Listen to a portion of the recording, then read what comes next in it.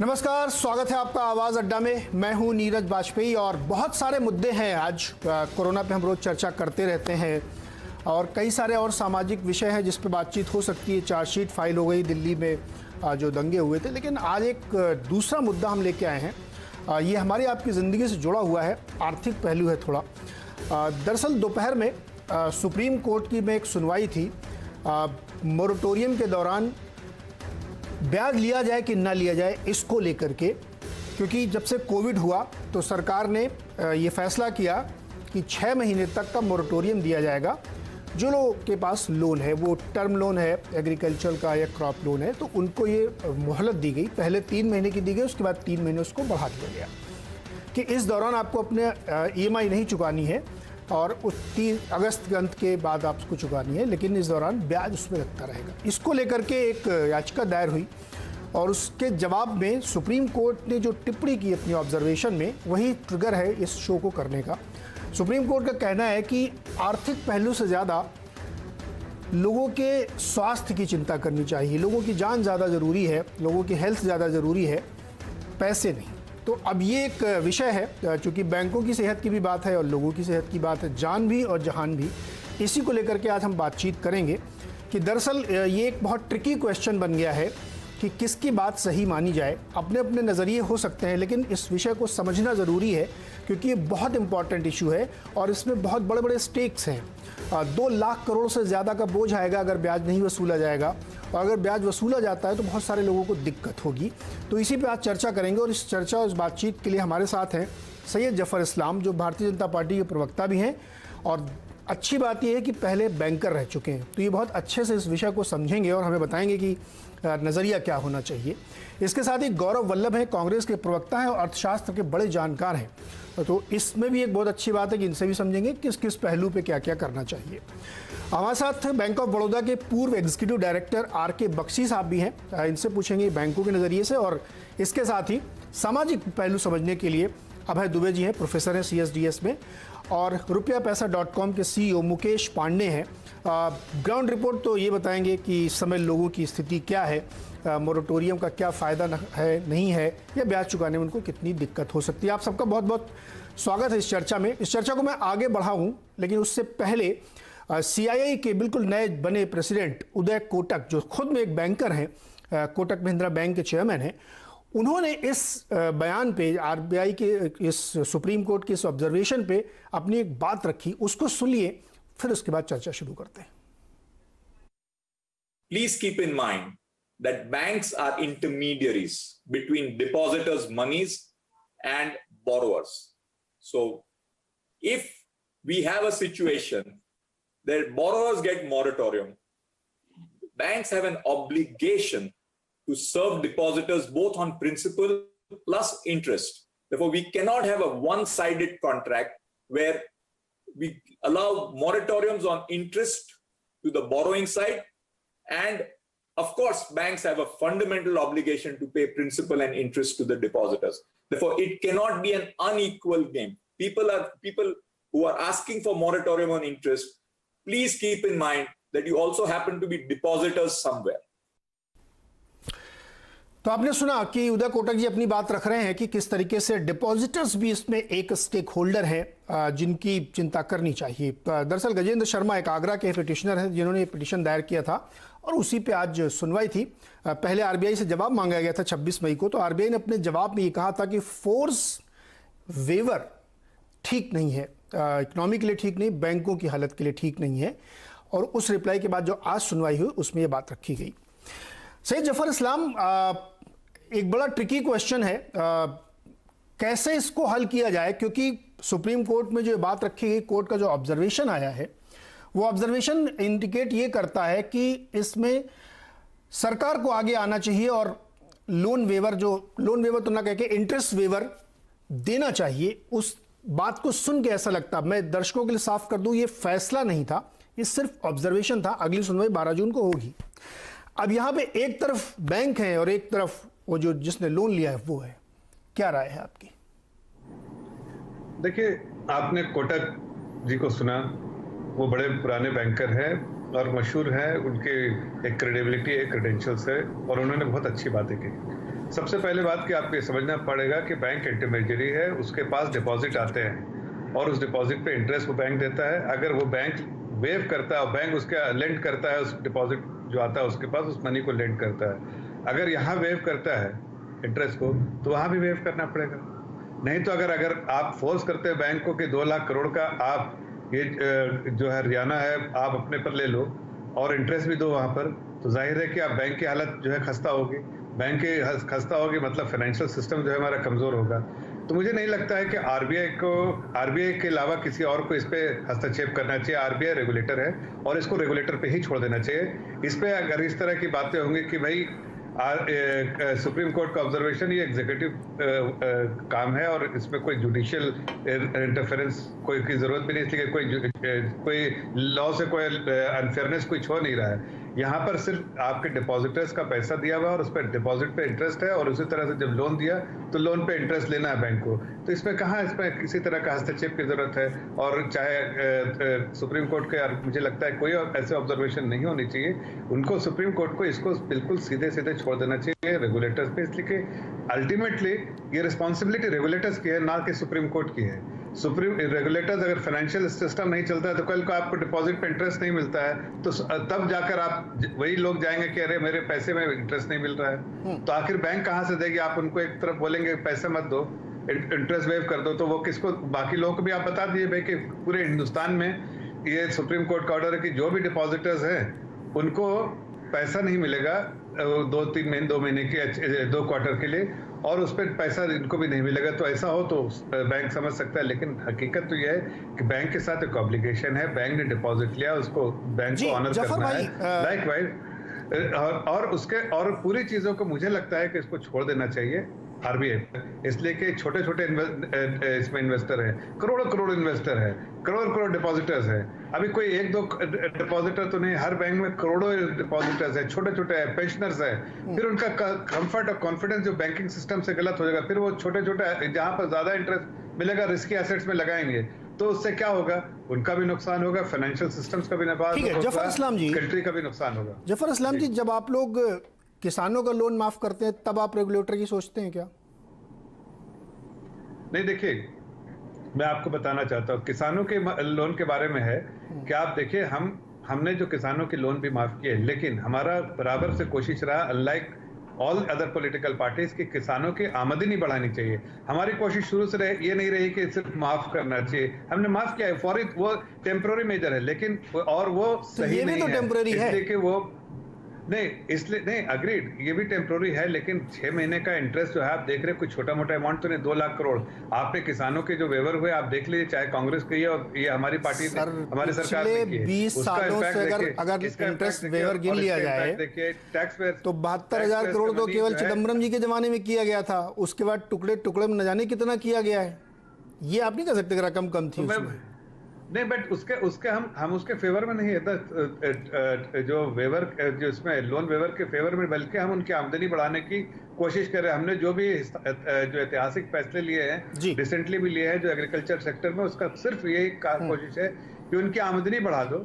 लेकिन ये जो लोन वेवर जो है it's not a permanent solution और उससे देश की और जो उस स्टेट की अर्थव्यवस्था भी बिगड़ती है। ठीक है, गौरव वल्लभ जी से समझते हैं। गौरव वल्लभ जी, आरबीआई का हस्तक्षेप नहीं होना चाहिए। पॉइंट हो गया सर, दोबारा आते हैं और चर्चा करेंगे। गौरव वल्लभ जी, सुप्रीम कोर्ट का ऑब्जर्वेशन आपने पढ़ा होगा, देखा होगा कि जो उन्होंने कहा है कि इंटरेस्ट जो मोरेटोरियम है उस दौरान का इंटरेस्ट ना लिया जाए। इसमें 2 चीजें हैं, एक इंटरेस्ट ऑन इंटरेस्ट, दोनों की बात है, दोनों चीजें उसमें रखी गई हैं। ऑब्जर्वेशन ये है कि फैसला नहीं है, दर्शकों को मैं बार बार याद दिलाता रहूंगा कि फैसला नहीं है, सुप्रीम कोर्ट का ऑब्जर्वेशन, इसमें 12 जून को जवाब दाखिल होगा सरकार की तरफ से।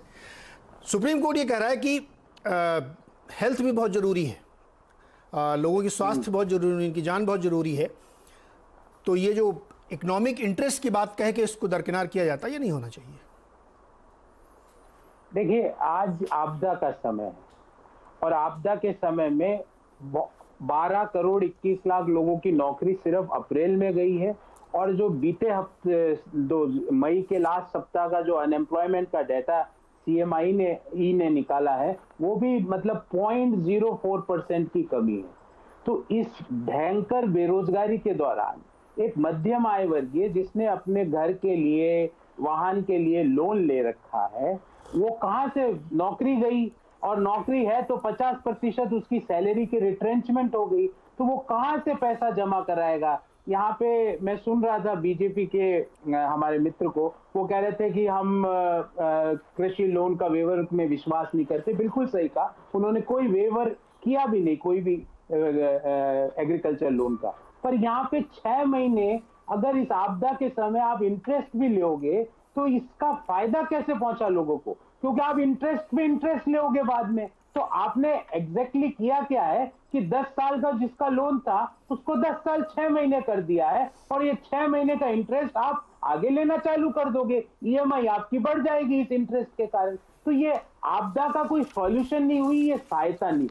दूसरी बात, मैं सुन रहा था बीजेपी के हमारे प्रतिनिधि को, मैं उनसे पूछना चाहता हूं कि ये 2,77,000 करोड़ का बैंक में पिछले 6 साल में फ्रॉड हुआ है, फ्रॉड।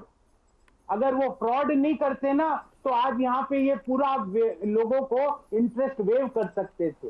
पिछले 6 साल में एनपीए ऑन रिकॉर्ड बोल रहा हूँ, आरबीआई का डेटा, एनपीए 423% बढ़े हैं पिछले 6 साल में। वो नहीं बढ़ाते ना आप 2.25 लाख से 9.5 लाख करोड़, तो ये आज आप आराम से वेवर कर देते। और जो आप ये बट्टे खाते में डालते हो ना, 2,66,000 करोड़ बट्टे खाते में डाले आपने। नीरव मोदी हो, मेहुल चौकसी हो, जितने भी इनके पसंदीदा लोग हैं, सबके लोन बट्टे खाते में चले जाते हैं। पर एक मध्यम आय वर्गीय व्यक्ति का होम लोन, उसमें आप ब्याज पे भी ब्याज लोगे, क्या फिर ये सहायता कैसे हुई? आप ये कहिए कि हम तो आपके साथ बनियों की जैसे बर्ताव गौरव वल्लभ करेंगे जी, कि जो गौरव वल्लभ जी, लोग होते हैं ना। गौरव जी आपको पॉइंट हो गया। दूसरा सवाल मेरा छोटा सा ये है कि क्या ये भी हो सकता है कि उस 6 महीने के दौरान जिन लोगों के बैंक में एफडीज हैं वो ब्याज न लें? भाई दिक्कत तो सबके लिए है ना फिर। मैं बिल्कुल, आपने नीरज जी सही बात कही। एफडीज पे भी आपको बता रहा हूं मैं, और आपको जान के आश्चर्य होगा, पिछले 2-3 महीने में एफडीज के ब्याज दर में 1.5% तक की कमी आई है। तो आप कर क्या रहे हो? मतलब पेंशनर जो है, जो सीनियर सिटीजन है, उनका दाल रोटी खाने का जुगाड़ उस एफडी के ब्याज से ही होता है, जिसमें 1.5% की कमी ऑलरेडी हो चुकी है।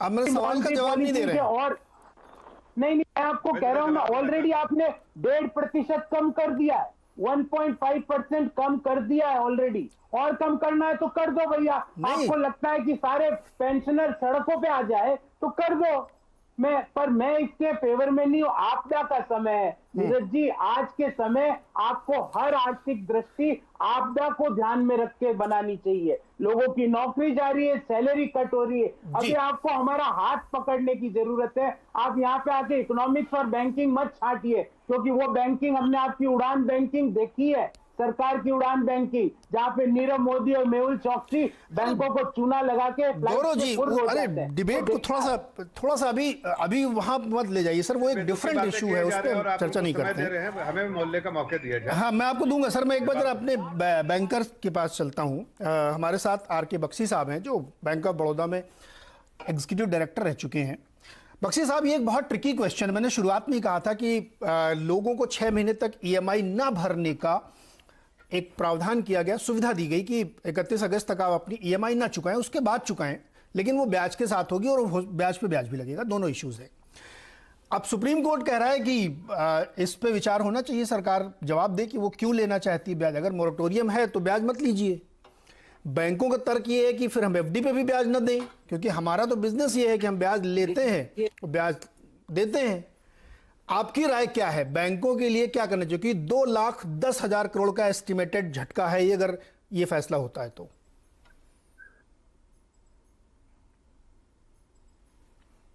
बख्शी साहब, जो समझ है, बैंकिंग समझ, वो प्रसारित किया, और वो क्रक्स ऑफ द मैटर है। लेकिन उसके अलावा भी कई मसले हैं। देखिए, दो व्यवसाय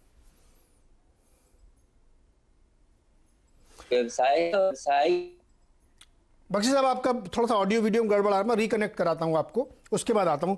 तब तक मैं मुकेश पांडे जी के पास चलता हूं। मुकेश पांडे जी, ये बड़ा सवाल है, क्या किया जाए? आपके पास तो बहुत सारे रिटेलर्स आते होंगे, दुखड़ा रोते होंगे अपने लोन लेते समय चुकाने के लिए। बिल्कुल। आपके हिसाब से क्या होना चाहिए इस समय? देखो, हमें सिक्के के दोनों पहलू को समझना बहुत ज़रूरी है। एक तरफ बैंक है जिसके पास भी फिक्स्ड कॉस्ट है इन टर्म्स ऑफ सैलरीज हैं, ऑफिसेज के रेंट हैं, उनको वो भी बेल आउट करना है। तो एक तरफ ये कहना कि इस सिचुएशन में हमारे को इंटरेस्ट वेव कर देना चाहिए, तो this is also not advisable at all. हमें इस तरीके से देखना चाहिए कि हमने मोरेटोरियम अगर किसी बिजनेस ओनर को दिया है, इसीलिए दिया है बिकॉज बिजनेस शट डाउन है, no one is working at this point of time. तो उनको एक टाइम मिला पहले 3 महीने का, क्योंकि इट वॉज अज्यूम्ड कि हम 14 अप्रैल से काम शुरू कर पाएंगे, बट लॉकडाउन एक्सटेंड हो गया, इसी वजह से और फर्दर 3 महीने का मोरेटोरियम एक्सटेंड हुआ है, सो दैट इस 3 महीने में बिजनेस ओनर अपने काम को शुरू करे, इनकम जनरेट करें, फिर उसके बाद अगस्त ऑनवर्ड, आई थिंक सितंबर ऑनवर्ड फिर से ईएमआई दोबारा से चालू हो जाएगी, तो they will be able to pay EMI at that point of time. नहीं पांडे जी, सवाल ये नहीं है, सवाल ये है कि आप जो कह रहे हैं कि बाद में पे करेंगे, जो अभी गौरव वल्लभ कह रहे हैं कि जब नौकरी नहीं तो मैं बाद में कहाँ से चुकाऊंगा, ब्याज तो छोड़िए मूलधन नहीं चुका पाऊंगा मैं। क्वेश्चन तो ये यहाँ पे उठ रहा है सर। तो बैंकों के भी तो स्टाफ हैं, सैलरीज हैं, उनके भी जो भी उनके पे रोल पे जितने भी लोग हैं, एम्प्लॉयज वर्किंग है, कितने हर बैंक के आप अगर चेक करते हो तो वो अपने एम्प्लॉयज को सैलरी इस टाइम पे किस तरीके से पे करें, उनके भी तो फिक्स कॉस्ट है बैंकों के। तो सरकार मदद करे ना। तो ये कहना कि वेव कर दो, जीरो मतलब वेव कर दो, ये कोई सोल्यूशन नहीं हुआ इस टाइम पे। ओके, ये सोल्यूशन नहीं हुआ है, सरकार का इंटरवेंशन चाहिए। अभय दुबे जी, करना is not a solution. Moratorium था, दे हैव गिवन मोरेटोरियम, अब रीस्ट्रक्चर ऑफ लोन एक होना चाहिए, एक बारी सारी इंडस्ट्रीज को एनालाइज करके, जैसे ऑटो हाईली इम्पैक्टेड इंडस्ट्री है अभी इस टाइम पे, tour and travel highly impacted industry है, तो इंडस्ट्री वाइज चीज़ों को एनालाइज करके कुछ बेल आउट पॉलिसी आनी चाहिए, सो दैट वो बिजनेस दोबारा से रिवाइव कर पाए। अरे जो बिजनेस के लिए बेल आउट की आप बात कर रहे हैं, रिस्ट्रक्चरिंग की बात कर रहे हैं, तो एक आम आदमी के लिए क्यों नहीं आप ये बात कर रहे हैं कि उसको बेल आउट कर दें? 6 महीने के लिए तो बेल आउट मांग रहा है वो। आम आदमी के हिसाब से भी अगर नहीं, आम आदमी के हिसाब से भी बात कर रहा हूँ सर, मैं सिर्फ एक बिजनेस को नहीं रिप्रेजेंट कर रहा, मैं आम आदमी की भी, जैसे किसी का होम लोन चल रहा है, उसकी ईएमआई जारी होगी, अभी उसकी नौकरी या जो भी उसको सैलरी 50% कट हुआ है, तो 6 महीने का बिल्कुल कंप्लीट मोरेटोरियम है। इस टाइम पे तो इंटरेस्ट कलेक्ट नहीं कर रहा ना कोई बैंक सर, उसके बाद तो देना पड़ेगा ना प्रिंसिपल, वो 6 महीने बाद होगा। 6 महीने बाद तो हम देंगे ना। 6 महीने बाद होगा। अभी अगर हम बिल्कुल ही वेव कर दे तो बैंक की पोजीशन भी तो समझे। नहीं, केवल इंटरेस्ट वेव करना है, प्रिंसिपल नहीं। सिक्के के एक पहलू को नहीं देख सकते ना, सिक्के के दोनों पहलू को देखना बहुत देख के तो आपसे सवाल पूछ रहा हूँ कि हमको फैसला एक पहलू पे लेना पड़ेगा, हम ले मतलब कोर्ट को एक फैसला लेना है, वो ये कह रहे हैं कि हमको एक चीज से माफी दे दीजिए, आप ब्याज मत लीजिए। मोरेटोरियम इज ठीक है, तो बैंक्स अपने कॉस्ट कैसे कवर करेगा? एनबीएफसी ने जो लोन ले रखा है आगे बैंकों से, क्या उनके इंटरेस्ट का वेवर का कोई प्रोविजन हो रहा है कि जो उन्होंने इंटरेस्ट देना है आगे बैंकों को वो भी पूरा माफ हो जाए? ठीक, अभय दुबे जी, क्योंकि कई ऐसे होम लोन ये जो एक लैप होंगे। ठीक है, मैं आता हूँ मुकेश जी, आता हूँ आपके पास दोबारा। अभय दुबे जी, ये बताइए कि ये जो एक विषम परिस्थिति खड़ी हो गई है कि इसमें फैसला करना बड़ा मुश्किल हो रहा है कि किस तरफ जाएं आप। बैंकों के सामने भी दिक्कत है कि वो अपना धंधा कैसे चलाएंगे अगर वो इस तरीके के झटका लें। अब या तो सरकार आ जाए इसमें कि हम ये 2,10,000 करोड़ का बोझ हम वहन करेंगे, उसमें भी बहुत भारी दिक्कतें हैं। आपकी राय क्या है? कोर्ट का जो ऑब्जर्वेशन है वो सही है या आपको लगता है कि बैंकों की तरफ थोड़ा ज्यादा सख्ती बरती जा रही है?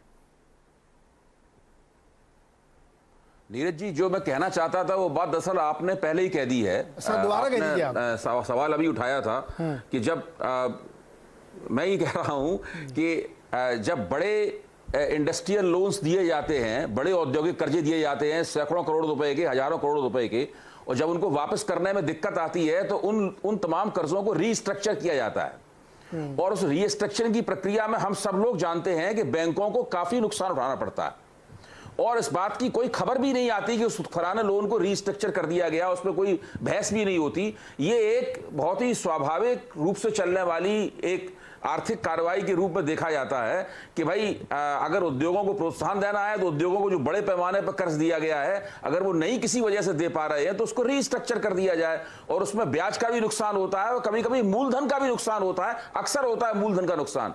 यहां तो मांग केवल यह की जा रही है कि मूलधन का नुकसान ना हो, केवल ब्याज का नुकसान हो, इसकी मांग की जा रही है, और वो भी एक असाधारण परिस्थिति में की जा रही है, एक ऐसी परिस्थिति में की जा रही है जबकि सारे हिंदुस्तान में नौकरियों के ऊपर कोरोना की तलवार लटकी हुई है और बेरोजगारी की तलवार लटकी हुई है।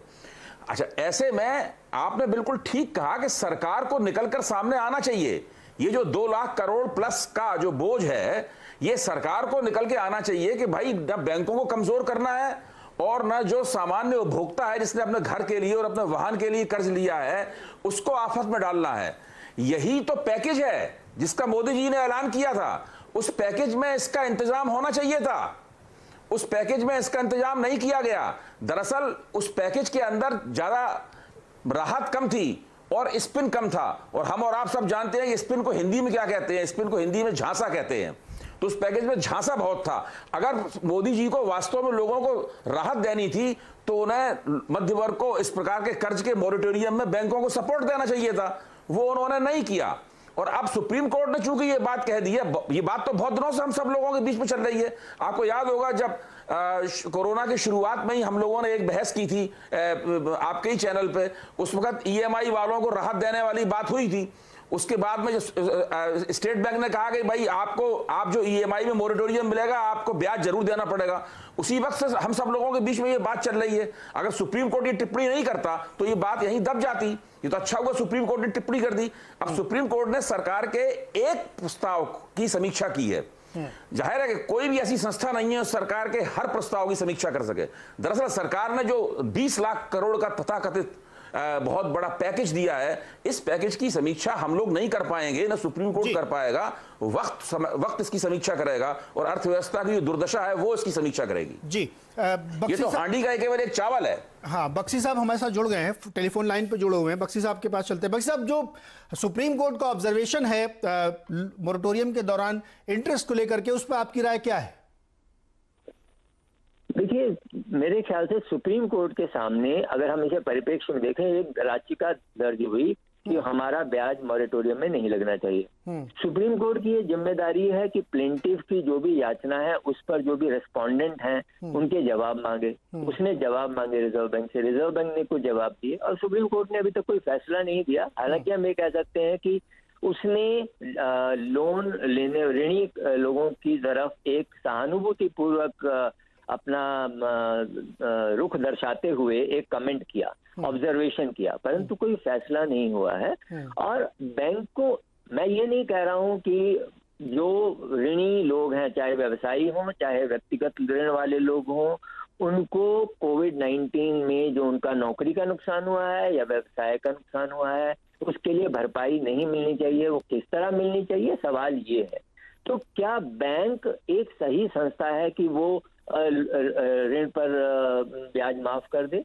बैंक भी एक व्यवसाय है और ये एक बहुत ही सेंसिटिव व्यवसाय है, जो कि डिपॉजिटर, जो कि भारत के सबसे छोटे से छोटा आदमी, इस सुरक्षा के एहसास के साथ बैंक में पैसा रखता है कि मेरा पैसा और ब्याज मुझे टाइम पर मिलेगा। तो वो ऐसी संस्था को क्या हम वीक कर सकते हैं? बैंक अपना पैसा नहीं दे रहा है ऋण में, बैंक तो डिपॉजिटर्स का पैसा दे रहा है और डिपॉजिटर्स के इंटरेस्ट को, डिपॉजिटर्स के हितों की रक्षा करना रिजर्व बैंक की सबसे बड़ी जिम्मेदारी है और जिम्मेदारी वो ये मानता है। एक बात तो ये है। तो बैंक, दूसरी बात, तो दो व्यवसायियों के बीच में ये कॉन्ट्रैक्ट है। एक लॉ में कंसेप्ट आता है प्रिविटी ऑफ कॉन्ट्रैक्ट, बैंकों के बीच में और व्यवसायी के बीच में कॉन्ट्रैक्ट है, ऐसे ही बैंकों के बीच में और डिपॉजिटर के बीच में एक कॉन्ट्रैक्ट है। तो उस कॉन्ट्रैक्ट में कोई हस्तक्षेप इस तरह से शायद नहीं होना चाहिए। सुप्रीम कोर्ट ज्यादा जानता है कि फंडामेंटल राइट्स या और किसी कानून के तहत क्या चीज आती है, लेकिन जहां तक मेरा सवाल है, प्रिविटी ऑफ कॉन्ट्रैक्ट के अंतर्गत बैंकों को एक डायरेक्टिव देना कि आप ब्याज बिल्कुल वेव कर दो इसके ऊपर, जबकि दूसरी तरफ उन्हें डिपॉजिटर्स को ब्याज देना है। बैंक एक ऐसी संस्था है जिन्होंने किसी स्टाफ का ले ऑफ नहीं किया, उनकी शाखाएं भी इस कोविड के दौरान पूरी खुलती रही हैं, उनके जो दूसरे खर्चे हैं इसका अर्थ है वो भी पूरे होते रहे हैं। और बैंक एक ऐसी संस्था है कि ये सब जानते हैं कि वो डिपॉजिटर्स के डिपॉजिट की सुरक्षा करने के लिए, देश में फाइनेंशियल इंटरमीडिएशन प्रदान करने के लिए, कि डिपॉजिटर का पैसा संकलित करके वो ऋणी लोग। बख्शी साहब, ये बात आपकी बिल्कुल सही है और ये एक बहुत लॉजिकल बात है कि बैंक तो अपना व्यवसाय कर रहा है, वो ब्याज लेता है और ब्याज देता है, उसका काम ही है पैसा लेना पैसा देना, बीच का जो मार्जिन है वो उसका काम है। अब यहाँ पे सवाल ये उठता है कि क्या सरकार इंटरवीन करे, सरकार कुछ उसकी भरपाई करे तो बैंक है ठीक है, अगर आपको देना तो आप दे दीजिए, मुझे कोई फर्क पड़ता है। एक तरीका ये हो सकता है। दूसरा जो सवाल बार बार उठता है कि जब आप लोग 95, 5, 85, 15 ये रिस्ट्रक्चरिंग वो रिस्ट्रक्चरिंग आप करते हैं तो यहाँ क्यों नहीं कर सकते भाई? ये भी तो वो उसमें तो सरकार का कोई इंटरवेंशन नहीं होता, तो बैंक खुद ही कर लेते रिस्ट्रक्चरिंग बड़े बड़े लोन्स की। तो यहाँ पे अगर स्थिति ये है कि वो डिफॉल्ट करने लगेंगे तो रिटेलर का रिस्ट्रक्चरिंग करनी पड़ेगी। तो रिस्ट्रक्चरिंग में किसी का विरोध नहीं है। ये जो प्रश्न है सुप्रीम कोर्ट के सामने, ये ब्याज मुझे ना देना पड़े ये सवाल है। बैंक तो खुद ही रिजर्व बैंक से बार बार मांग कर रहे हैं, रिक्वेस्ट कर रहे हैं कि रीस्ट्रक्चरिंग, वन टाइम रीस्ट्रक्चरिंग का प्रावधान हमको दिया जाए। मॉरेटोरियम अपने आप में समुचित सफिशिएंट नहीं है। रीस्ट्रक्चरिंग में हम देख सकते हैं कि किस इंडिविजुअल व्यक्ति की, किस इंडिविजुअल व्यवसाय की क्या स्थिति है, उसके आगे आने वाले कैश फ्लो की क्या स्थिति होने वाली है, उसको कितना नुकसान हुआ है। तो उसमें रीस्ट्रक्चरिंग में, और रीस्ट्रक्चरिंग में जब भी होती है उसमें मॉरेटोरियम एक हिस्सा जनरली होता है, ब्याज को लंबे समय में देने का हिस्सा होता है। तो अगर रीस्ट्रक्चरिंग अलाउ कर दें तो ये जो मॉरेटोरियम पीरियड है उसका जो ब्याज है वो मॉरेटोरियम खत्म होते ही फिर नहीं देना पड़ेगा। फिर बैंक उसको आगे 1 साल, 2 साल, 3 साल का टाइम दे सकता है, जिसमें धीरे धीरे करके ईएमआई को थोड़ा बढ़ा के उससे ले सकता है। जिस डिपॉजिटर की जैसी वस्तु स्थिति होगी, जैसा ठीक है बख्शी साहब, इसमें कई तरीके के कैलकुलेशंस हैं। मैं कह रहा हूं कि आप जो बात कह रहे हैं वो सही है, एक वो एकदम सिंपल सी फाइनेंशियल प्लानिंग के तहत है। लेकिन अगर वो आप कह रहे हैं ना कि ईएमआई का ड्यूरेशन बढ़ा दें 20 साल की बजाय और ले, तो ये जो 6 महीने का मोरेटोरियम है, इंटरेस्ट है ना, ये सर कम से कम 5-6 साल की ईएमआई बढ़ेगी, इस हद तक जाएगा मामला, डिपेंडिंग अपॉन कि आपका लोन साइज क्या है उस पर। तो एक चीज़ होती है आप हेयर कट लीजिए, लेकिन इस पर दोबारा आता हूँ मैं, अब जरा डिबेट को ओपन करता हूँ।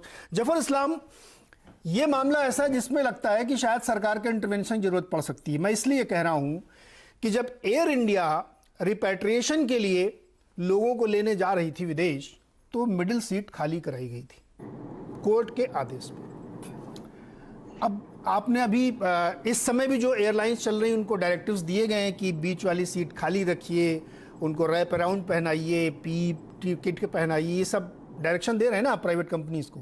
मल्टीप्लेक्स को आपने कहा ये बंद रखिए। तो जब ये काम आप दूसरे से करा रहे हैं तो उसका नुकसान भी तो हो रहा है ना। देखिए नीरज जी, 2-3 अहम बातें कहना चाहता हूँ। पहली बात कि जैसे बख्शी जी कह रहे थे, जैसा और भी लोग कह रहे थे कि अगर मोरेटोरियम दिया तो मोरेटोरियम का मतलब डिफरमेंट होता है, वेवर नहीं होता है। तो सभी डिमांड कर रहे थे मोरेटोरियम के, किसी ने भी वेवर की बात नहीं की। वेवर का ये किसी ने सुप्रीम कोर्ट को अपील किया है या सुप्रीम कोर्ट के पास गए हैं, लेकिन आप अगर बिजनेस कम्युनिटी से पूछेंगे तो सब उन्होंने थोड़ी राहत, टेम्पररी राहत चाहते थे in the form of moratorium, जो कि इसका मतलब होता है डिफरमेंट। उनका वेवर मतलब नहीं होता। तो वो सरकार ने किया, वो रेगुलेटर ने किया, आरबीआई ने। दूसरी बात मैं कहना चाहता हूँ कि ये पैसा अगर सरकार, आप कह रहे हैं सरकार को देना, चाहे सुप्रीम कोर्ट कहे, चाहे आप कहे, चाहे कोई भी कहे, ये हम और आपके जैसे जो भी लोग हैं, चाहे जो भी चैनल में बैठे लोग हैं, सभी के जो भी टैक्स पे करने वाला आदमी, टैक्स पेयर्स का पैसा है। अब टैक्स पेयर्स का पैसा है, सरकार के पास लिमिटेशंस भी है, रिसोर्सेज के भी लिमिटेशंस है। अगर इस तरह से वो हर चीजों पे बिना सोचे समझे हामी भरते रहे तो जाहिर है देश की अर्थव्यवस्था बिल्कुल चरमरा जाएगी। तो इस चीज पे मैं अभी, इसलिए चूंकि मामला सुप्रीम कोर्ट पे, मैं उस पर ज्यादा टिप्पणी नहीं करूंगा, लेकिन इतना जरूर कहूंगा कि on the issue of fairness, तो जितना फेयर आप इस चीज के लिए बोल रहे हैं उतना ही फेयरनेस जो है वो डिपॉजिटर्स का इंटरेस्ट भी देना जो है वो भी फेयरनेस के कैटेगरी में आता है। कि जब उसके कॉन्ट्रैक्ट, बख्शी साहब जिन्होंने कहा कि एक कॉन्ट्रैक्ट होता है कि depositor with bank and bank with जो बोरोवर के बीच में, तो वो उसको ऑनर करना जो है, अगर आप और इसको वेव कर रहे हैं तो इसको भी वेव करना पड़ेगा, नहीं तो यहाँ देना है तो फिर जाहिर है कि यहाँ पर नहीं दे सकेंगे। तीसरी बात जो मैं अहम बात करना चाहता हूँ, जो हमारे मित्र कह रहे थे कांग्रेस के, उनको याद दिलाना चाहते हो, एनपीए की बात कर रहे हैं। अगर वो अभी मालिया वापस आने वाला है, सारा भांडा खुलेगा कि किस तरह से आप लोगों ने देश के पैसे को लूटा है। और जो पलक चटर्जी से लेके और जिनको जो वहाँ 10 जनपद से फोन जाता था, वो सारी जो है इस देश के कोर्ट में सारी जो है डिटेल्स खुलेगी और पता चलेगा कौन कौन कल्प्रिट है और किस तरह से 2008 से 2012 के बीच में 4 साल में 32 लाख करोड़ का लोन जो है आनन फानन बांट दिया गया, जिसका अगर आप सारे लोन का अगर आप डिस्काउंट करें जो उसके डिस्काउंटिंग रेट से, तो आपको पता चलेगा 65-70% जो प्रोजेक्ट है उसमें जो है एबिटा नेगेटिव है, मतलब वो लॉस मेकिंग प्रोपोजिशन था। तो ये सारे जो एनपीए करने वाले, मैं तो इनसे पूछता हूँ कि इस वक्त जिसने लोन दिया है, क्या किससे पूछ के दिया, किसके कहने पे दिया, वो सब बातें आ गई हैं। आखिर आपने कभी देखा कि ये लोन पैसा कहां से लाएगा? जब पैसे एबिटा नेगेटिव है तो जाहिर है कि पैसा ये नहीं लेकर आ सकता है, और ये लॉस मेकिंग प्रोपोजिशन डे 1 से था, एनपीए होना था। अब एक बार जवाब लेता हूं, हम लोगों ने बार कैपिटलाइज नहीं कर सकते। देखिए, टैक्स पेयर्स का पैसा हमें एफिशिएंटली बैंक को मैनेज करना है। क्रेडिट ऑफ टेक हमारे समय में हुआ नहीं, तो जाहिर है ये वैसे प्रोजेक्ट है। और मेरा नहीं, ये मैं नहीं कह रहा हूं, ये अगर मैं आपको बताया तो डेट कर्ज करके रिपोर्ट आई है क्रेडिट स्विस की।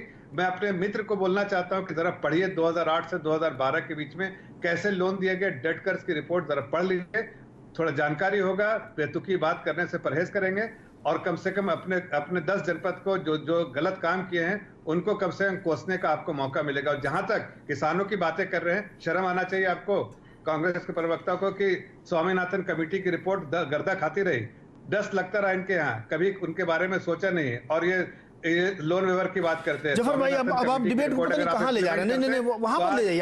आज इसको विषय में हम सीमित रखते हैं। गौरव वल्लभ, पॉइंटेड जवाब दीजिएगा, आप उधर मत जाइएगा पिछले उसमें।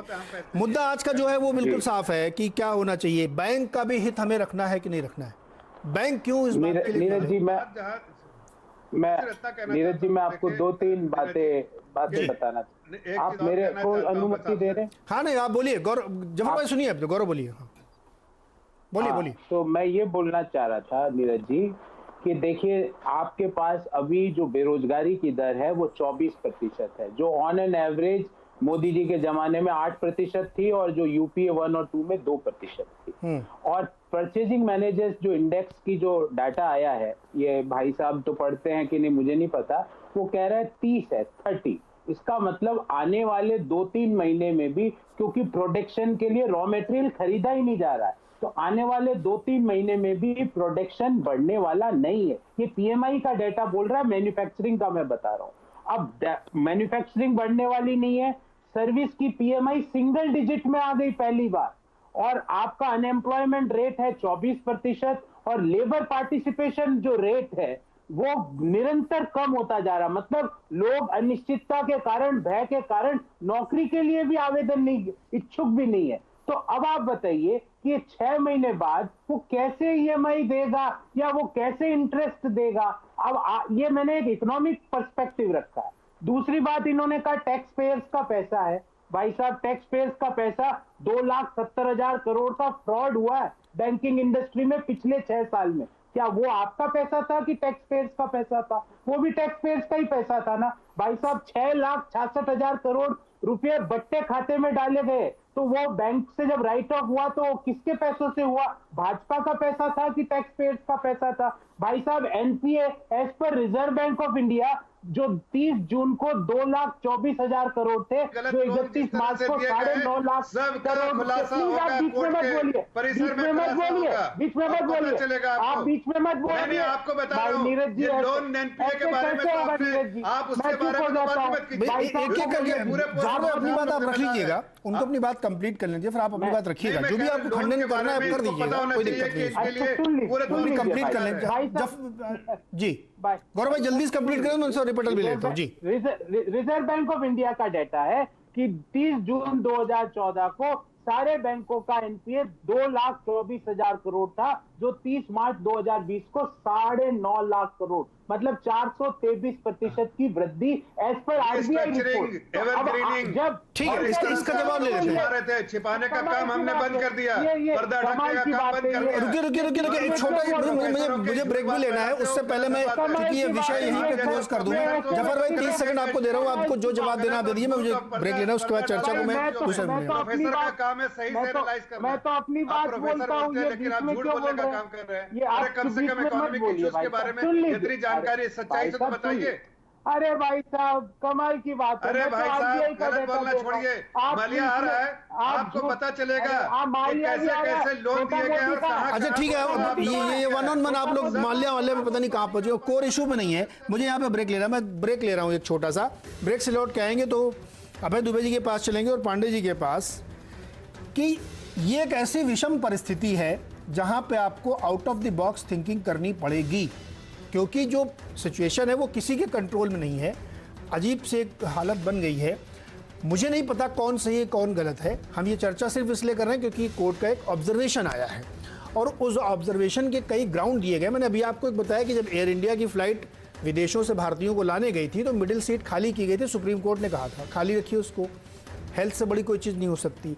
तो क्या ऐसे ग्राउंड पे ये चीज़ें होंगी कि नहीं होंगी, क्या फैसला लेगी और इसमें सरकार की कितना रोल हो सकता है, ब्रेक के बाद चर्चा करेंगे।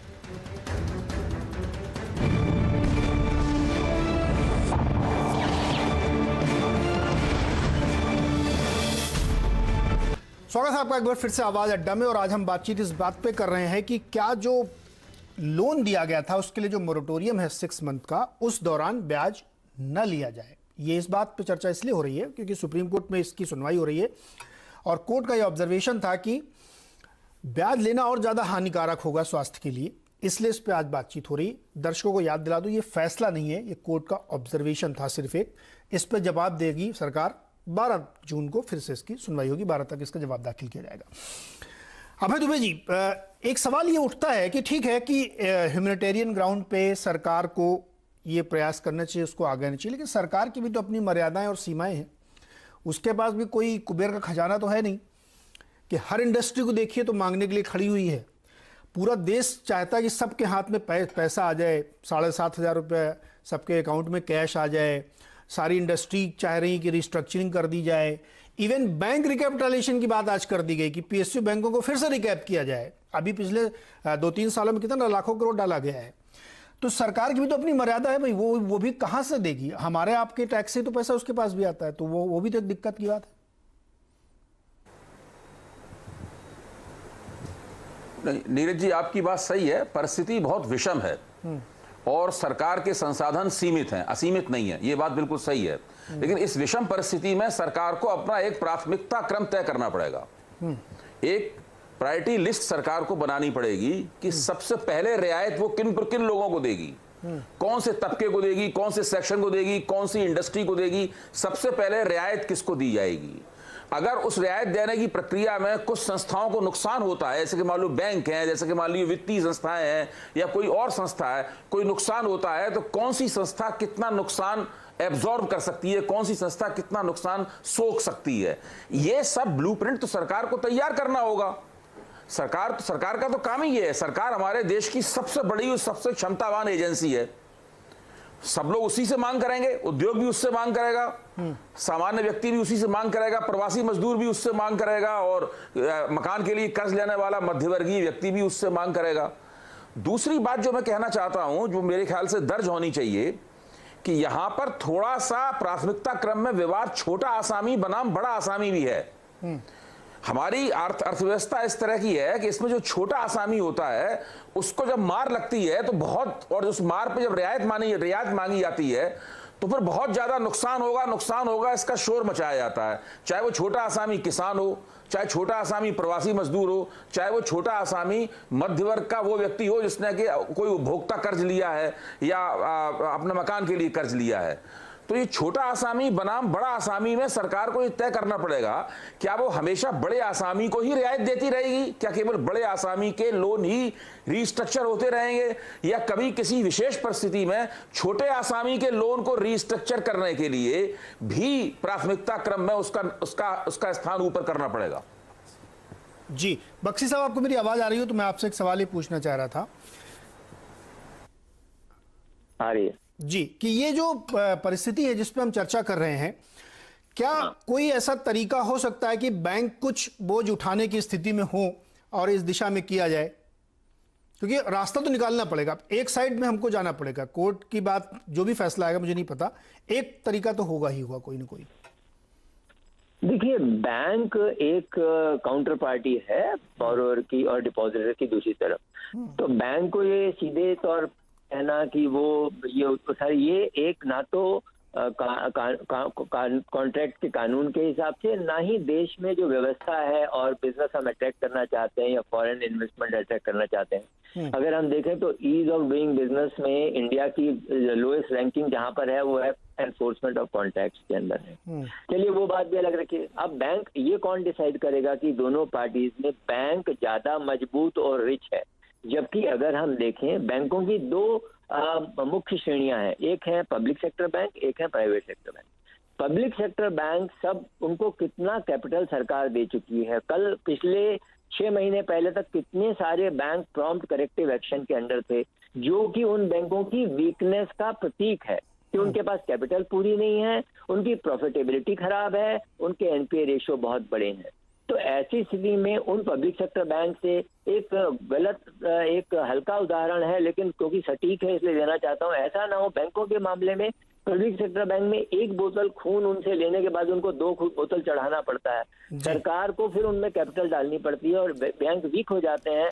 तो आज वो जो कर्ज की जिनको जरूरत है उनकी सहायता करने लायक नहीं रहते। आरबीआई ने पीसीए प्रॉम्प्ट करेक्टिव एक्शन की रेस्ट्रिक्शन लगा दी। आज बैंक्स का कोई भी पैरामीटर देखें, पब्लिक सेक्टर बैंक्स के टोटल बैंक्स का अगर हम मार्केट कैपिटलाइजेशन देखें तो एक प्राइवेट सेक्टर बैंक के मार्केट कैपिटलाइजेशन से कम है। ये क्यों है कम? जबकि अगर इक्विटी का रेट अच्छा हो तो उसमें सरकार का भी लाभ है, कर्जदारों का भी लाभ है, डिपॉजिटर्स का लाभ है, क्योंकि वो बैंक अगर अच्छा काम कर सकेगा तो पब्लिक से वो कैपिटल रेज कर पाएगा, सरकार पे दबाव नहीं डालेगा और अपनी ऋण क्षमता को बढ़ा पाएगा। अगर इस तरह का बोझ पब्लिक सेक्टर बैंक्स पर डाला जाए तो पब्लिक सेक्टर बैंक जो ऑलरेडी वीक है उनका रिटर्न ऑन एसेट एकदम कम है, एनपीए रेशियो ज्यादा है, कैपिटल मार्जिनल है, कई बैंक अभी पीसीए से अभी बाहर आए हैं। और जहां तक प्राइवेट सेक्टर बैंक का सवाल है, प्राइवेट सेक्टर बैंक के ऊपर ये करना तो ये फिर कॉन्ट्रैक्ट की बात आ जाती है, ये कोर्ट के ऊपर मैं छोड़ देता हूँ। लेकिन एक वो भी व्यवसायी है, ये फैसला करना कि प्राइवेट सेक्टर बैंक ये इतना सारा बोझ उठाने में सक्षम है, जबकि वो इस बीच में, तो ऐसे में हम संस्थाओं को वीक करेंगे, सिस्टम को वीक करेंगे। सॉल्यूशन निकलना चाहिए, बैंकों को रीस्ट्रक्चरिंग का एक प्रावधान देना चाहिए, बैंक रीस्ट्रक्चर कर सकते हैं। और आपका ये ऐसा है कि 6 महीने के ब्याज से 4-5 साल ईएमआई नहीं बढ़ेगी। 6 महीने का ब्याज अगर 8%, जैसे होम लोन का ब्याज है 9% है, आज तो 7.5% भी ब्याज है, तो 7.5% या 8% ब्याज है और किसी का 5 लाख रुपए ब्याज है तो उसके ऊपर जो ब्याज है वो इतना 2,000 रुपए कुल ब्याज बनता है 6 महीने का। वो ब्याज आप कितने दिन में इंस्टॉलमेंट उसकी बढ़ेगी? 40,000 रुपए सॉरी ब्याज एक साल का, 20,000 रुपए ब्याज है। 20,000 रुपए में उसकी इंस्टॉलमेंट 2 इंस्टॉलमेंट बढ़ जाएंगी, 3 इंस्टॉलमेंट बढ़ जाएंगी, या इंस्टॉलमेंट 100 रुपए से अमाउंट ज्यादा हो जाएगा उसका। इतना बड़ा प्रभाव नहीं आएगा उसका। लेकिन ये मान के चले कि हम संस्थाओं को वीक कर सकते हैं। मैं फिर ये नहीं कह रहा हूँ कि हमें अपने व्यक्तिगत ऋणी को या व्यवसाय वालों को, छोटे वालों को, बड़े वालों को, और मुझे नहीं लगता कि ये केवल छोटे वालों के लिए केस किया गया, ये तो एक जनरल केस है, तो उनको सहायता नहीं मिलनी चाहिए। लेकिन क्या सहायता का प्लेटफॉर्म बैंक का सेक्रीफाइस होना चाहिए? बैंक रीस्ट्रक्चरिंग कर सकते हैं, समय दे सकते हैं, ब्याज की दरें कम कर सकते हैं, ब्याज में सहूलियत दे सकते हैं, लेकिन एक एब्सोल्यूट वेवर मांगना ये संस्थागत विकास के लिए कितना उचित होगा, देश में बैंकिंग के विकास के लिए क्या हम सही प्रथाएं स्थापित करेंगे, मुझे इस बारे में बहुत बिल्कुल। बख्शी जी, आपने आपकी बात के 2 हिस्से में निकालता हूं। एक, आपने कहा कि रिस्ट्रक्चरिंग कर सकते हैं, कुछ ब्याज को ट्वीक कर सकते हैं, कुछ कम कर सकते हैं। दूसरा ये कि ये गलत परंपरा जो इररिस्पेक्टिव सरकारें जहां से शुरू हुई है वो पड़ी हुई है, उसमें मैं किसी राजनीतिक दल को नहीं कह रहा हूं, ये एक परंपरा चल पड़ी है कि वेवर कर दो, रिस्ट्रक्चरिंग कर दो, माफ कर दो। समय कम है इसलिए मैं सॉल्यूशन की तरफ आता हूं। पांडे जी, आप मुझे ये बताइए कि क्या तरीका हो सकता है। एक तो जो बख्शी साहब कह रहे हैं कि रिस्ट्रक्चरिंग कर दो, अब अगर इतना कम लोन पे इतना कम ब्याज बन रहा है 20-40 हज़ार, तो उसको रिस्ट्रक्चर करके कौन सा बड़ा फायदा हो जाएगा। दूसरा, मेरा कैलकुलेशन ये कहता है सर कि लंबा फर्क पड़ेगा। अगर आपका 15 लाख रुपए 10 लाख रुपए का लोन है तो कम से कम 3 से 4 साल आपकी ईएमआई बढ़ेगी। पांडे जी, आपके पास कोई सोल्यूशन है क्या? कौन इसको झेले, बैंक झेले, सरकार झेले, या आदमी की हालत को छोड़ दिया जाए? जी सर देखो, मैं सैलरीड क्लास और सेल्फ एम्प्लॉयड क्लास दोनों के हिसाब से बात करूं, अगर किसी का कोई भी लोन है, सपोज एक रफ आइडिया ले 50 लाख रुपए का लोन है, 10 साल का टेन्योर बचा है, 6 महीने का मोरेटोरियम लेता है, तो वो 3 से 4 साल का लोन नहीं बढ़ेगा, वो 6 से 8 महीने का इम्पैक्ट होगा। तो जो 6 महीना इधर जो कम हुआ है वो उधर 8 से 10 महीना एक्सटेंड होएगा, इससे ज्यादा कुछ नहीं होएगा। तो जो हम अगर ये सोच रहे हैं कि हमारा ये 3 से 4 साल इम्पैक्ट होने वाला, वो इम्पैक्ट नहीं होगा ऑब्वियसली। आप नॉर्मल सिंपल कैलकुलेटर है, ईएमआई कैलकुलेटर, आप चेक कर सकते हो। किया क्या जाए? सर देखो, मोरेटोरियम ऑफ लोन एक अभी कंप्लीट सोल्यूशन नहीं है, ये बिल्कुल सही है। रिस्ट्रक्चरिंग ऑफ लोन एक बारी को इंडस्ट्री के हिसाब से या जिनकी नौकरियां जा चुकी हैं उसके हिसाब से एक बारी बैठ के विचार विमर्श करने का समय है। इस पे एग्जैक्ट डिबेट देना कि क्या किया जाए बड़ा सर, मुश्किल है। यही तो इस समय की सबसे बड़ी डिबेट है, इसी पे तो हम माथापच्ची कर रहे हैं कि होगा क्या। देखिए, सिक्के के दो पहलू आप जो बता रहे हैं, उसमें एक पहलू पे फैसला होना है, एक पहलू पे फैसला होना है, वो उसमें अब कोई इब्बट नहीं रह गया है। वो पहलू क्या हो सकता है, इसी पे हम चर्चा कर रहे हैं। फैसला सुप्रीम कोर्ट को करना, हमको आपको नहीं करना है। क्या बेस्ट ऑप्शन हो सकता है, या मान लीजिए जो भी फैसला आएगा, किसी भी कॉइन का कौन सा भी साइड आएगा, तो उससे क्या इंपैक्ट पड़ेगा? गौरव वल्लभ जी, आपकी बात से सहमत होते हुए मेरा सवाल ये है कि जो बख्शी साहब कह रहे हैं वो भी एक बहुत बड़ी बात है कि जो एक परंपरा पड़ गई कि जब कुछ भी आए ना, बैंकों को गला दबा दो, उनसे लोन माफ कराओ, रिस्ट्रक्चरिंग कराओ, तरह तरह के हेयर कट, बड़े बड़े बालों को छोटा कर दो, छोटे के बाद गंजा कर दो, सब ये सब तरीके बैंकों के ऊपर अपनाए जाए बेचारे के ऊपर। उसमें एक डिपॉजिटर भी है, उसका एक इक्विटी इन्वेस्टर भी है। सर, मैं ये कह रहा हूं कि भाई उसकी क्या गलती है? अगर स्टेट बैंक का कोई इक्विटी इन्वेस्टर है जिसने स्टेट बैंक का शेयर ले रखा है और उसके बैंक की हर 6 महीने बाद पिटाई हो जाती है, तो उसका क्या अपराध है भाई? उसने क्या अपराध किया है? शेयर लेके अपराध किया है क्या? नीरज जी, मेरा एक थोड़ा सा फिलोसॉफिकल क्वेश्चन है जी, और वो ये है कि हम सबको ये इकोनॉमिक्स, फाइनेंस, बैंक, ये सब छोटे जो मध्यम आय वर्गीय लोगों को जब भी राहत देने की बात आती है, ये सारा ज्ञान उस दिन ही याद क्यों आता है जब बड़े बड़े उद्योगों के राइट ऑफ होते हैं, जब किसी को याद नहीं आता, कोई नहीं बोलता। आज अभी आप रिकैपिटलाइजेशन की बात कर रहे थे, 6,66,000 करोड़ राइट ऑफ किए, जिसके कारण आज रिकैपिटलाइजेशन, और रिकैपिटलाइजेशन में हम हमारा पैसा दे रहे हैं। उस दिन क्यों नहीं सरकार को याद आता कि ये टैक्स पेयर्स का पैसा है? मेरा 2 सुझाव है, मैं सकारात्मक सुझाव दे रहा हूँ। पहला तो नीरज जी, ये जो ब्याज पर ब्याज तो एटलीस्ट इमीडिएटली बंद होना चाहिए, क्योंकि आप ब्याज पर ब्याज लेके आप लोगों को, मतलब मैं आपको कह रहा हूं, आप उनके समाधान नहीं कर रहे, उनको डबल उनको पेनल्टी लगा रहे। दूसरी बात नीरज जी, आप आत्मनिर्भर बनने के चक्कर में पूरे देश को बनाना चाहते हो कर्ज निर्भर, और देश को कर्ज निर्भर बनाने के चक्कर में आपने बैंकों को बना दिया परमात्मा निर्भर। पिछले 1 साल में 2 बैंक तो परमात्मा को सिधार गए, आपको याद होगा, पीएमसी बैंक और यस बैंक परमात्मा के पास चले गए। तो बैंकों को आपको सही ढंग से पूंजीकृत करना पड़ेगा, और ये बट्टे खाते, ये फ्रॉड, ये एनपीए, ये बंद कराओ, और आपदा के समय सबसे वीक आदमी का हाथ पकड़ो। भले ही उसके लिए आपको 1 लाख करोड़ का आपको व्यवस्था करनी पड़े या 80,000 की करनी पड़े। जिन लोगों के पास नौकरी नहीं है, भले ही वो मध्यम आय वर्गीय हो, एमएसएमई जिनके व्यापार ठप हो चुके हैं, 1/3 एमएसएमई पे परमानेंटली ताला लग चुका है, उनकी मदद करो। आज के समय हैंड होल्डिंग करने की जरूरत। जफर भाई, जवाब। देखिए नीरज जी, पहले तो मैं ये कहना चाहता हूँ कि जैसा कि फाइनेंस मिनिस्टर ने बहुत साफ लफ्जों में कहा है कि जो भी पैकेज अनाउंस किया, इसका ये मतलब नहीं है कि हम यहाँ पर अपनी दुकान बंद कर रहे हैं, किताब बंद कर रहे हैं। हम हालात को देखते हुए और भी अगर कुछ ऐसा फैसला लेना हो, जैसे कल लिया है कैबिनेट ने बहुत अहम फैसला लिया है, उसको भी देखते हुए तो कई ऐसे फैसले लिए जा सकते हैं, जरूरत पड़ने पे लिया जाएगा। और मुझे पूरी उम्मीद है कि आगे भी कुछ अच्छे फैसले आएंगे जब पूरे तौर से लॉकडाउन लिफ्ट हो जाएगा। लेकिन 2-3 अहम बातें कहना चाहता हूँ कि देखिए, ये सरकार 2014 से पहले बार बार गौरव वल्लभ जी कह रहे हैं, हमारे मित्र प्रोफेसर हैं, उनको थोड़ा स्टडी ये भी करना चाहिए था कि एवरग्रीनिंग, रीस्ट्रक्चरिंग, लोन एनपीए को कवर करना, ये सब चीजें जो है उससे पहले होती थी। हमने ये फैसला लिया कि हम इसको कवर नहीं करेंगे, ढकेंगे नहीं, इसलिए टैक्स पेयर्स का पैसा है, देश का पैसा है, देश के मेहनत करने वालों का पैसा है।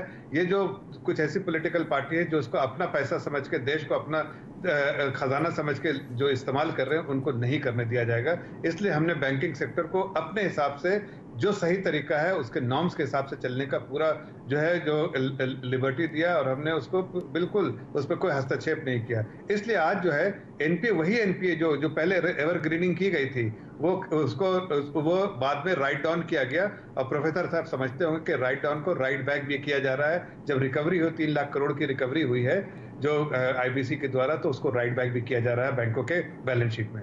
तीसरी बात मैं कहना चाहता हूं कि इनको समझना चाहिए कि देखिए हम इसके खिलाफ नहीं है कि गरीबों की मदद करें, बिल्कुल हम तो गरीबों के लिए सबसे पहला पैकेज लेकर आए, आगे भी हम उसके संकेत दे रहे हैं कि आगे भी लेके आएंगे। लेकिन कुछ चीजें ऐसी हैं कि देश की अर्थव्यवस्था के साथ साथ देश के जो जफर भाई, आरबीआई उसको आपको जो रेगुलेटर्स है उनके ये देखिए बहुत आर्थिक बातें कुछ चीजें वाली है ना। एक मिनट सुप्रीम कोर्ट हर चीज में हस्तक्षेप करे, मुझे नहीं लगता कि उसका दायित्व है। इसलिए कि यहाँ पर रेगुलेटर्स की रिस्पॉन्सिबिलिटी, रेगुलेटर्स दोनों पहलुओं समझता है, क्या बेहतर होगा वो समझता है। मुझे लगता है कि राहत की जहां तक बात है तो मैं राहत के लिए सरकार कमिटेड है कि गरीब आदमी जिसको राहत, फौरी तौर पर राहत चाहिए वो जरूर दिया जाएगा।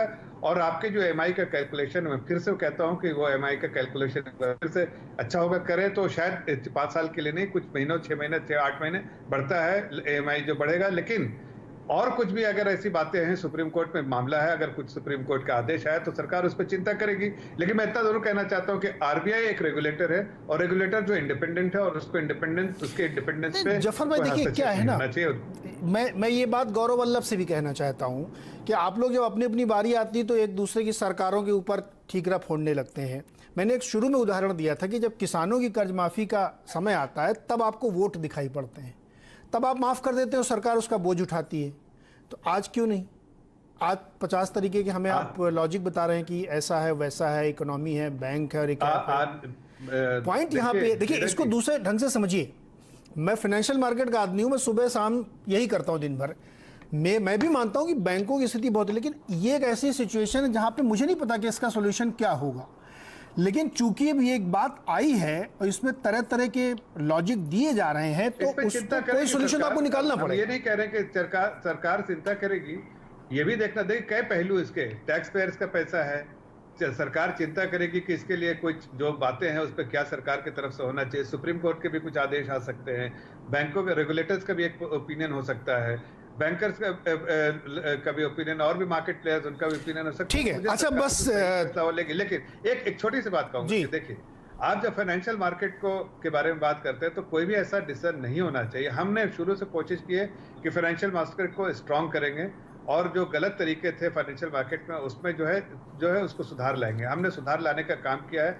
बैंक एनपीए नहीं होता है, इसलिए नहीं होता है कि पुराने क्रेडिट जो दिए हुए हैं, क्रेडिट ऑफटेक अभी इस वक्त के नहीं है, पुराने हैं, उस लोन में एनपीए है, और हम रिकवरी आईबीसी के थ्रू रिकवरी कर रहे हैं। ये जफर भाई, समय मेरा खत्म हो रहा है, मुझे ब्रेक लेना है, समाप्त करना है शो को। हर सरकार में ये होता है, और जो बख्शी साहब ने एक बात कही बहुत सही कि देखिए एक परंपरा बन गई हमारे देश में कि कुछ भी हो तो रिस्ट्रक्चर करो, ये करो, ये एक गलत परंपरा है, इसको तोड़ना चाहिए।